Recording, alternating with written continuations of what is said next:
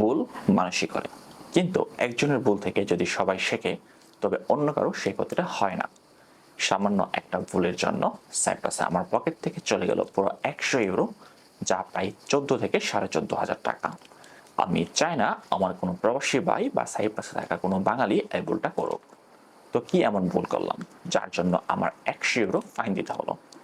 22শে July স্টাসিনো avenue রাতে ঠিক এইখানে ফুটপাতের উপর আমার মোটর বাইক পার্ক করে লিদ্রা পার্কে বসে আড্ডা দিচ্ছিলাম।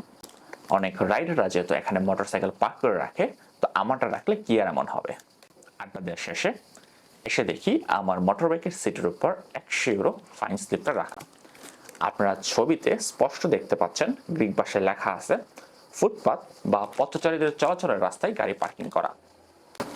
100 ইউরো ফাইন খাওয়ার পর আমি কিন্তু ভুলেও আর কোনোদিন উইদাউট পার্কিং জোন ছাড়া মোটর বাইক বা কার পার্কিং করব না। সাইপ্রাস বা ইউরোপের যে কোনো দেশে পার্কিং নিয়ে খুব কড়া নিয়ম থাকে। আমাদের দেশে হয়তোবা অনেক সময় ফুটপাতে কিছুটা গাড়ি তুলে দিলেও কেউ কিছু বলে না, কিন্তু এখানে ফুটপাত বা পেডেস্ট্রিয়ান জোনে পার্কিং সম্পূর্ণ নিষিদ্ধ। 90 ডেজের মধ্যে আমার এই ফাইন না দিলে মূল জরিমানার সাথে 50% অতিরিক্ত জরিমানা অ্যাড হয়ে 150 ইউরো দিতে হবে। যদি 105 দিনের মধ্যে এই জরিমানা না দিই তাহলে সরাসরি আইনি ব্যবস্থা নিয়ে আমার এগেনস্টে কেস ফাইল হবে।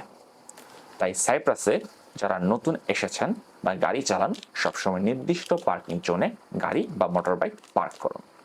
5 থেকে 10 মিনিট হাঁটতে হলেও সঠিক জায়গায় পার্ক করুন, এতে আপনার কষ্টের উপার্জিত ইউরো বেঁচে যাবে।